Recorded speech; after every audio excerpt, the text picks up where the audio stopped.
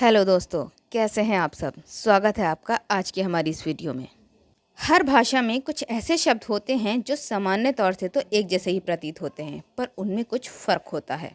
ऐसे ही दो शब्द हैं आमंत्रण और निमंत्रण। आज की इस वीडियो में हम इन दोनों शब्दों के बीच के फ़र्क को समझेंगे। आमतौर पर आमंत्रण और निमंत्रण दोनों ही का अर्थ समान समझा जाता है, पर ऐसा है नहीं। दोनों ही शब्दों का प्रयोग किसी को बुलाने के लिए किया जाता है। यानी आमंत्रण और निमंत्रण दोनों ही किसी को बुलाने के लिए इस्तेमाल किए जाते हैं। अंग्रेजी में दोनों ही को इनविटेशन कहते हैं। आमंत्रण किसी विशेष अवसर पर किसी विशेष व्यक्ति को बुलावा होता है, जबकि निमंत्रण किसी अवसर विशेष पर विशेष व्यक्तियों को बुलावा होता है।